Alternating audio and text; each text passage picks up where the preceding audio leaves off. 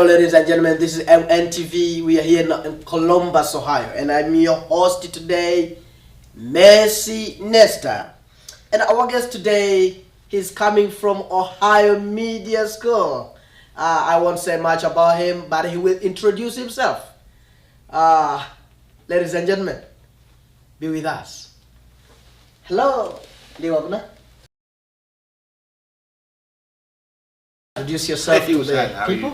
I'm good. Yes. Well, hello, people. My name is Wagner. I am the Senior Career Services Director for the Columbus campus of the Ohio Media School. My job is to ensure that students get internships, as well as at the end of their program, assist them in getting jobs in the media field. Thank you so much, ladies and gentlemen. You have just had it by yourself. And let's move forward with our show. Wagner, what is your journey? My journey. Yeah, for you to reach of where you are right now. How did you start? How did I get where I'm at? Yes. Okay, well, that's the way to start. I'm originally from New York. I think that's where I was born, and that's when my breathing journey started. But if we're talking about business-wise and how I ended up in a role such as this, I think that started back in 1992 when I joined the Army. I joined the United States Army. I had finished school, and my uncle, who was a recruiter in the Army, and who I trust and love to this day, dear to my heart, he was a recruiter, and he came to me on a Saturday. He said, "Hey, you want to join the Army?" I was like, "Nah, bro, I'm good. I'm cool." And you ain't scared? I wasn't scared. I just didn't. At the time, I wasn't feeling like it was for me. So he said, "Let's take a ride." So we take a ride, and we end up at an Army recruiting station because he wanted to see one of his friends. So him and his friend is talking, and then this female recruiter, she walks in. And I looked at her, and she looked at me, and I was like, okay. So she went back and talked to them guys. Long story short, she came back and said, "Hey, he gonna be here a while. You want to take a practice test?" And I'm like, "Nah, I don't think so." So anyway, took the practice test, ended up taking the actual test that following Monday. I joined the Army that Wednesday. So it was more of a 3-day situation. And then I ended up in Fort Jackson, South Carolina for basic training. And then for my school training, I went to Fort Gordon, Georgia, to be trained as a communications specialist. Wow. And along the 22 years of that, I met my wife, Tasha. Got 3 kids. All of them are of age now, 27, 25, 24. Am I right? No. Yeah, it's about that. 27, 25, 24. I'm sorry. You're not even enjoying by yourself? Yeah. It gets confusing over the years. That's right. But no, really, and then what brought me here, I think, was the fact that we were deployed to Iraq, I think, in 2005. Yeah, 2005. And I looked in the mirror and I was like, dude, I don't want to do this anymore. I didn't want to deploy anymore. I had already deployed like 3 or 4 times. So I was like, I got to figure something out. Find something to do where I don't have to deploy. Bam! I thought about it. Recruiter. I can talk to people. People listen to me. I'm slick. I said, yeah, I can be a recruiter. So during that time, in my decision, and then the waiting to see if I would be accepted, my father, he had passed away. Oh, sorry.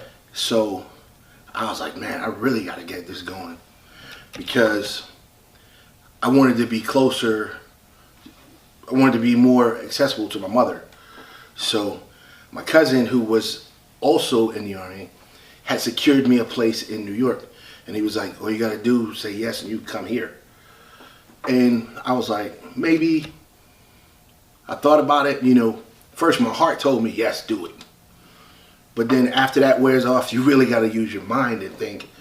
My children were young at the time, and I didn't want them to grow up in New York at that time.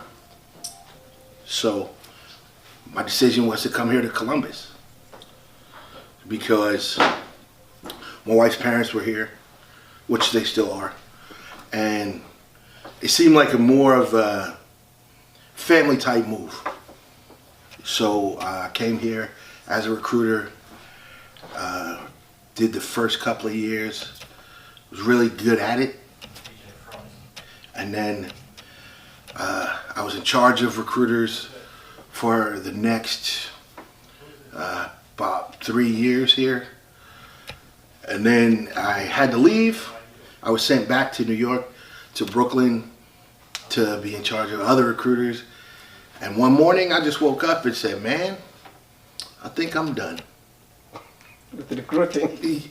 I know, I was done with the Army. I was like, because I was separated again from my family. Yes. My family was still here, and I was in New York, and I was every weekend I was coming home.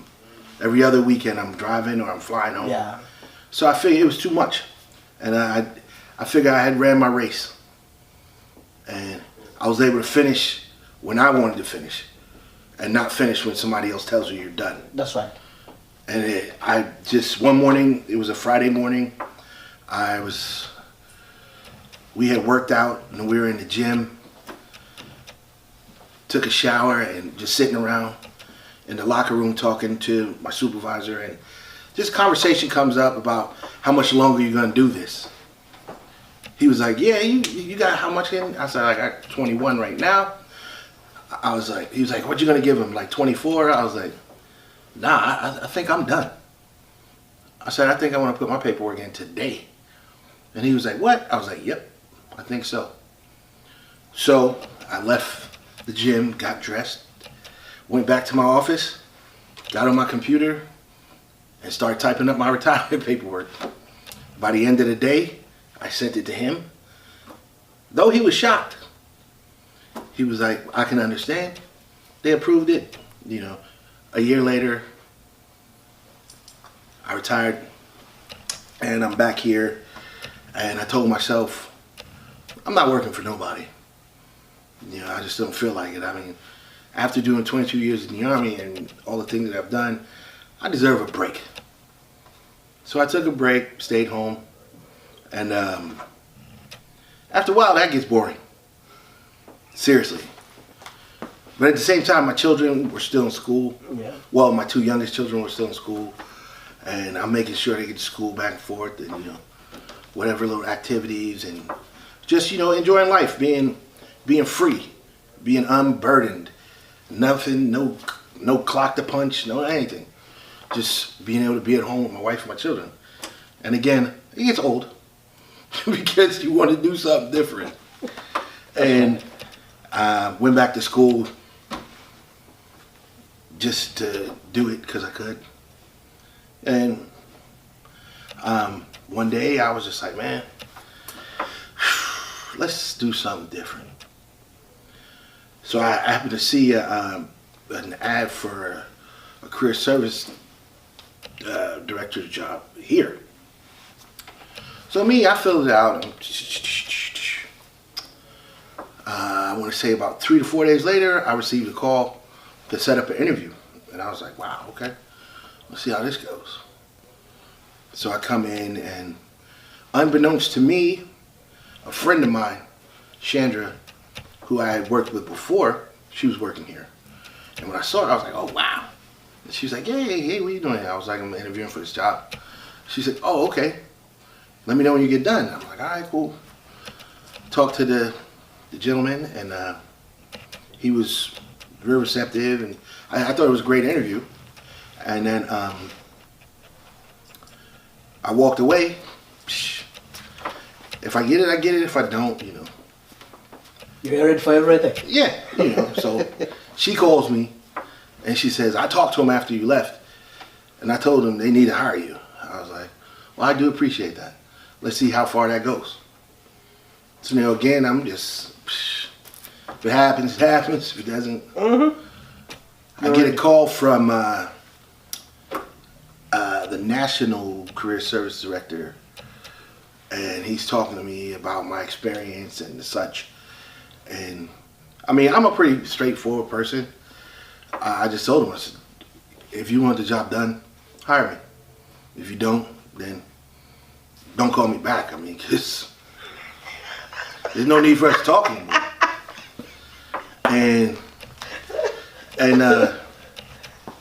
hired me. And the rest, I mean, is I enjoy helping students. I enjoy speaking to employers. I enjoy everything I do just because every day is a different day. You deal with different people every day and deal with different employers every day. And I'm not your conventional career services person, if you will. If I see an ad that I think one of our students can benefit from, I don't just write it down. I don't just write it down. I'll look at it, I'll Google it, I will call and talk to them about the position they have open. Or I'll email them. You're going to interact with me one way or the other. And then I'll set up a face-to-face meeting. Hello ladies and gentlemen, this is Miss Nesta and we are on Mntv. We're just trying to invite you to subscribe and like and share our channel. Just go on YouTube and you will see Mntv space